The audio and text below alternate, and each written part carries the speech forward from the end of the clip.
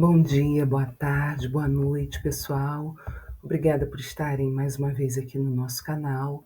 Hoje nós vamos estar falando sobre mutismo seletivo. Lá nos meus grupos de WhatsApp eu perguntei às meninas e elas me pediram para falar sobre esse assunto. Então eu vim gravar uma aula para vocês sobre o que é o mutismo seletivo, muito confundido com o autismo. Precisamos estar bem ligadas, uma coisa bem diferente da outra. Mutismo seletivo é uma coisa e o autismo é outra coisa. Vamos lá, meninas. Como a psicopedagogia pode ajudar? Você sabe? Vamos passar para o próximo slide. O mutismo seletivo, primeiramente vamos falar o que é. É um transtorno de ansiedade que afeta a comunicação. Desculpem, por isso muito confundido com o autismo. A criança é totalmente capaz de falar em algumas situações, geralmente em casa ou com a família, mas não consegue falar em outras situações, como na escola ou em público. Então vocês estão vendo? Aí nós já temos uma diferença, porque no autismo a criança ela não vai se comunicar verbalmente em lugar nenhum, em ambiente nenhum, nem na clínica, nem na escola, nem em casa, nem no parquinho. O mutismo seletivo não, ele é diferente. A criança ela vai se comunicar verbalmente em algumas situações, geralmente em casa, com a família, onde ela se sinta mais à vontade, mas quando ela precisa falar em público, aí ela trava, aí ela não consegue falar, tá bom, pessoal? Então já deixei aqui essa diferença para vocês, tá? Vamos para o próximo slide. Ponto e chave. O mutismo seletivo não é timidez ou teimosia. Ah, deixa, daqui a pouco essa criança vai começar a falar. Ah, então eu era tímido assim também. A mãe ou o pai pode pensar, pode falar, né? Daqui a pouco ele vai falar, ou então, essa criança é teimosa, não quer falar. Não é isso, tá, pessoal? É um medo paralisante que a criança tem de falar. A criança ela não escolhe não falar, ela não consegue falar. Vocês entendem a diferença? Não é escolher, é não conseguir falar. Com certeza, ela deve ter vontade de falar, ela quer se comunicar pela fala, mas ela fica paralisada. O medo que ela sente é tão grande em falar que ela não consegue. Vamos lá, próximo slide. Sinais e sintomas na escola. Você, professora, mãe, fiquem atentos. Por que eu digo mãe? Se a professora chamou você na escola dizendo que o seu filho, no caso o aluno dela, não está falando, preste bem atenção. É por isso que eu falo para vocês enviarem esse vídeo para outras pessoas, porque um vídeo esclarece muito e é um conteúdo muito importante. As pessoas podem ter acesso, o conhecimento é libertador. Através de um vídeo, muita coisa pode ser esclarecida. Então, por favor, envie esse vídeo para alguém, tá, pessoal? Vamos continuar. Os sinais e sintomas na escola. O psicopedagogo deve estar atento a alguns sinais comuns no ambiente escolar. Quando nós vamos lá na escola para saber do nosso paciente, precisamos estar colocando tudo isso no questionário que envolve o desenvolvimento da criança na escola, tá? Silêncio persistente. Se a criança nos sinaliza, se a escola, o professor nos sinaliza que a criança permanece em silêncio durante as aulas, recreios e atividades em grupo, já precisamos levantar aí uma interrogação. Outro sintoma, ausência de contato visual. Essa criança evita olhar nos olhos do professor ou dos colegas. Tá vendo como é que é parecido com o autismo? Mas não é autismo. é mutismo seletivo. Precisamos estudar e conhecer, tá bom, pessoal? Expressão facial restrita. Pode ter pouca ou nenhuma expressão facial, parecendo estar congelada. Aquela criança que você fala com ela e parece que ela nem está ali. Ela não faz nenhuma expressão com o rosto, ela continua quietinha. Fique atento. Evitação de atividades. Recusa-se a participar de atividades que exigem fala. Então, o professor fez uma brincadeira dentro de sala de aula. As crianças têm que responder falando. Essa criança evita, ela não quer participar, ela não quer brincar. Mais uma prerrogativa que precisamos estar observando. Comunicação não verbal. Essa criança utiliza gestos, acenos ou escritas para se comunicar. Então, vocês estão vendo quantos sinais e sintomas que podem aparecer lá na escola que vão nos sinalizar que essa criança pode sim apresentar o mutismo seletivo? E vocês estão vendo como os sinais e sintomas são parecidos com os sinais do autismo? Precisamos estar atentos, atentas para diferenciarmos, tá bom, pessoal? Vamos lá. Próximo slide.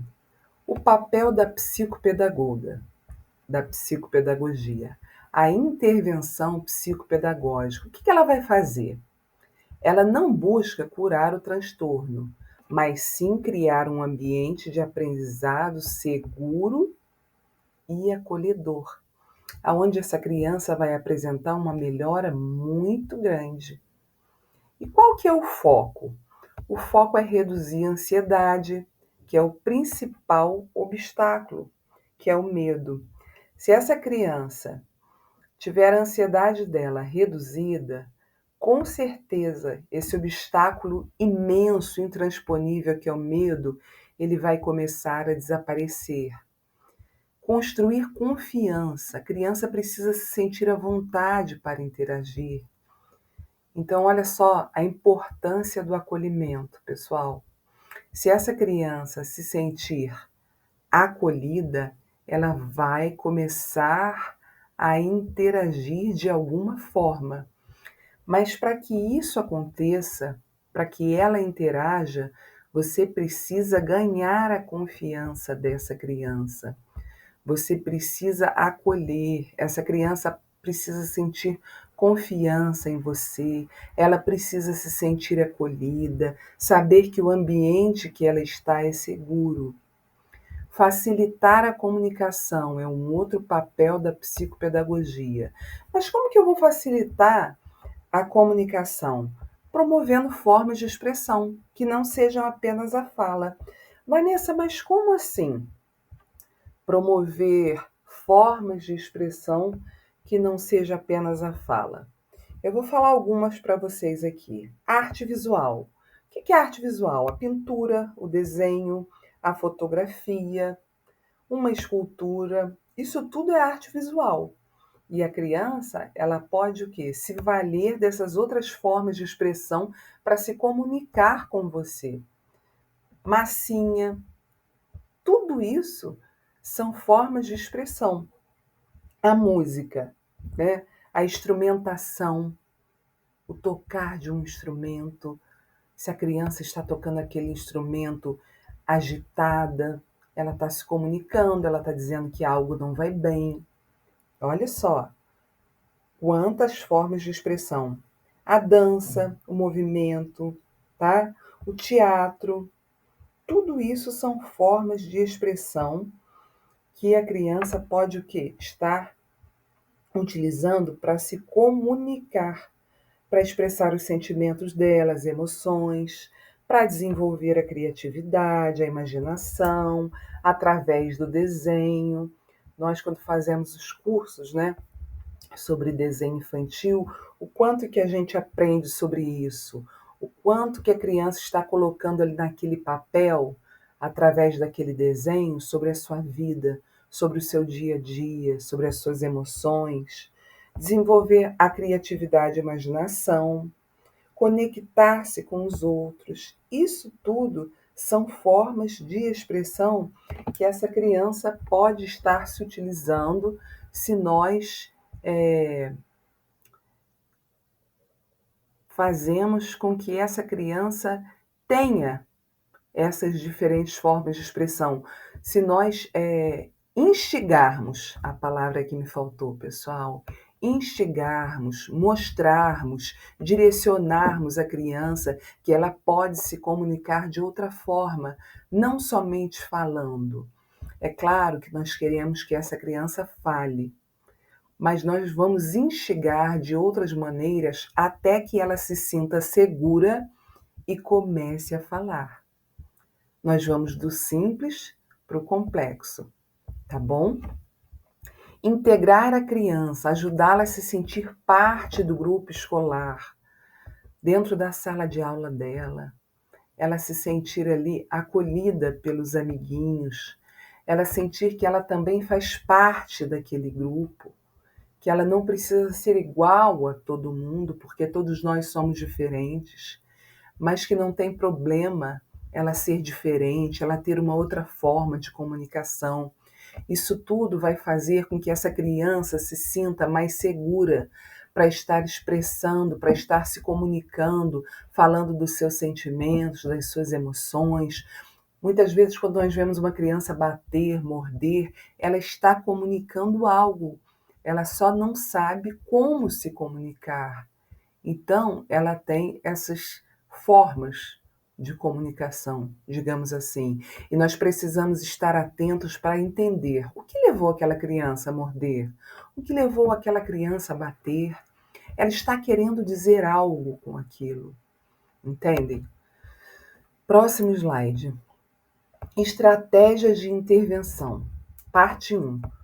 Começar sem a fala. Inicie com atividades que não exijam a comunicação verbal. Como eu falei com vocês aqui, né? Use jogos, desenhos, atividades sensoriais, tá?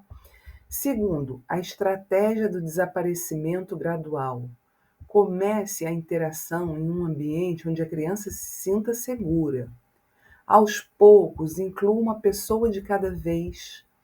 Como eu falei, do simples para o complexo, do menor para o maior, permitindo que a criança se acostume com a presença dos outros, gradualmente. O medidor de voz.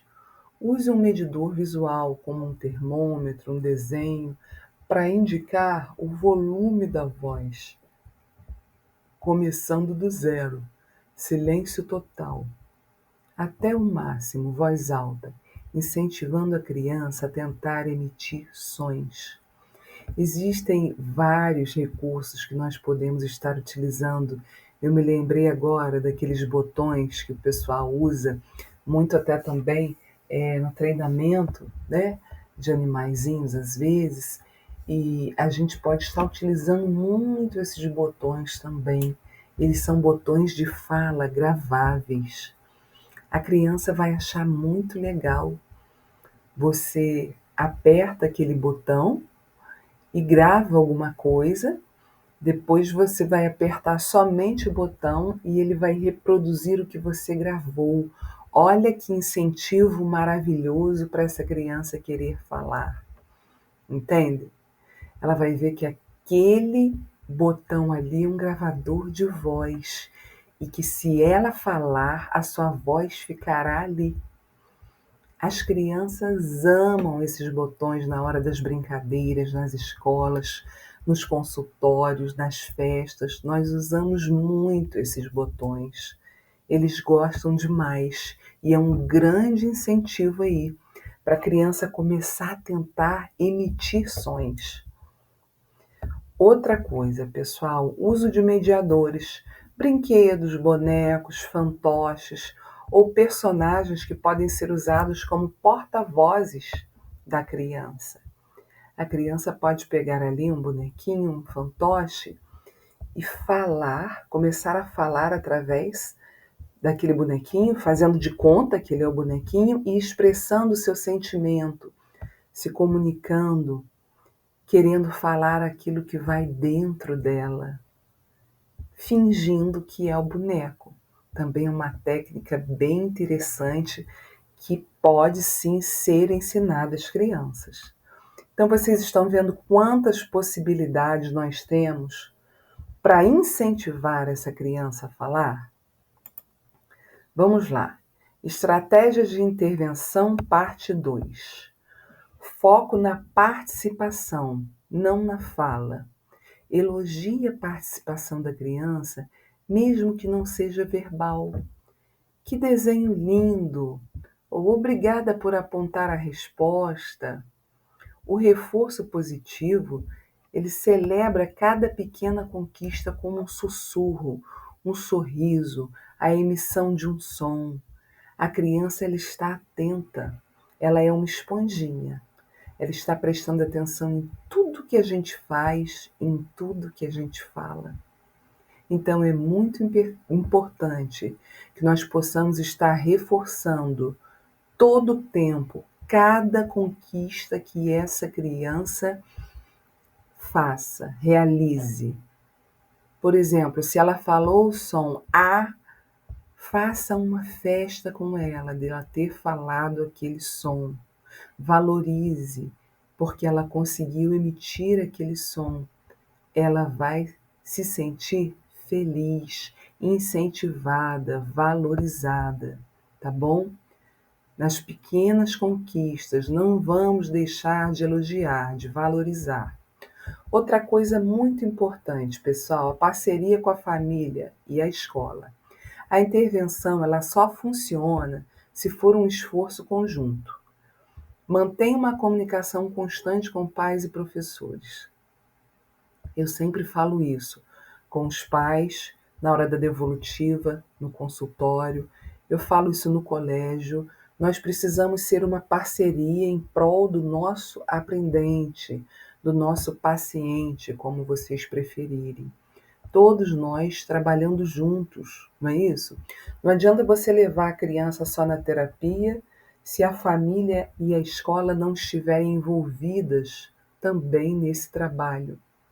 Precisamos estar atuando em equipe para que essa criança possa progredir.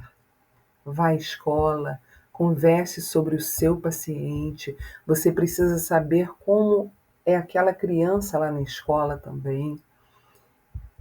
Em casa, com a família, quando você faz a anamnese, todos aqueles dados que você pega ali na anamnese com os pais, as informações para saber como que é essa criança dentro de casa, os ambientes que essa criança frequenta, como que ela se comporta, como que ela se socializa, como ela expressa as suas emoções. Isso tudo é muito importante. Essa parceria precisa existir. Quando essa parceria existe, o trabalho fica mais suave e a progressão dessa criança será muito maior e mais rápida. Tenho certeza disso. Caminho para o sucesso. Qual que é o caminho para o sucesso? Paciência e constância, tanto da parte do terapeuta, da família, da escola. A mudança, ela é lenta e gradual. Não há uma cura instantânea. Toda mudança, pessoal, ela é lenta. E ela tem que ser o quê? Constante, gradual, no dia a dia. A repetição, o incentivo para que essa criança o quê? Possa avançar. Como eu falei aqui já no outro slide, celebre as pequenas vitórias. Cada avanço, por menor que seja, é uma grande vitória para a sua criança. Lembre-se disso. Jamais force a fala dessa criança. A pressão ela pode aumentar a ansiedade e piorar o problema. Tudo que nós não queremos. A fala não é um único objetivo. O sucesso da intervenção é a criança conseguir se expressar, se sentir segura, mesmo que a fala completa leve tempo. Então, esse é o caminho para o sucesso. paciência e constância do terapeuta, da família, da escola, para que essa criança possa estar o quê? Avançando, para que ela possa conseguir se expressar, para que ela possa se sentir segura e venha estar progredindo cada vez mais. Tá bom, pessoal? Lembrem-se disso.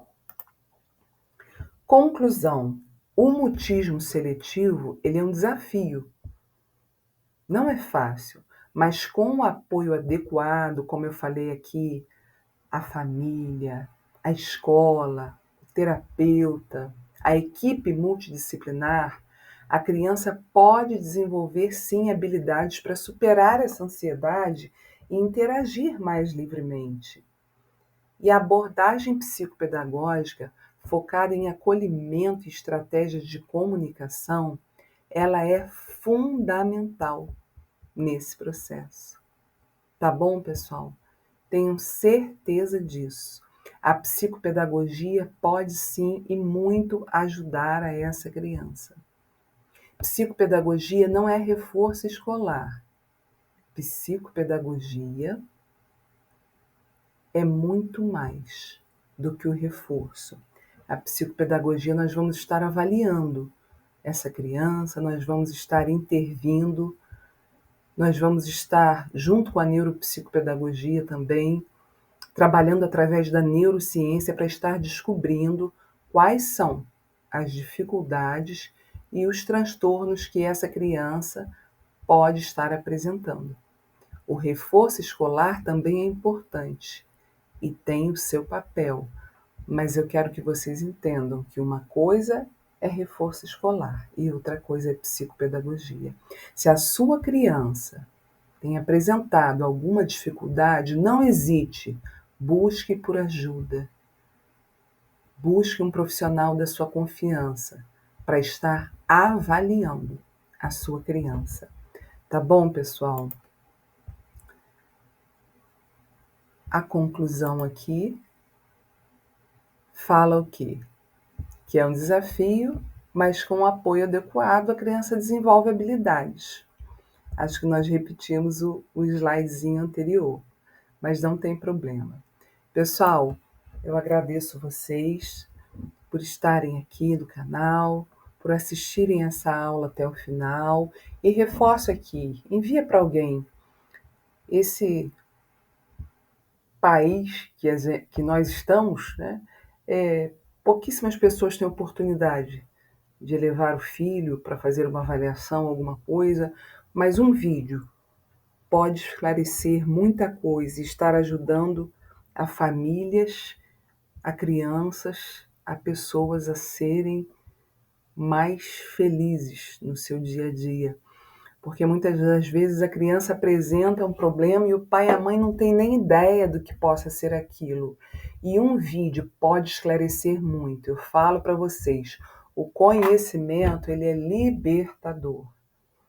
Então, através de um vídeo, um pai, uma mãe, um professor pode começar a entender muito o que está acontecendo na sua casa, na sua sala de aula, na sua sala de estar. É importante que nós estejamos atentos e buscando conhecimento a cada dia.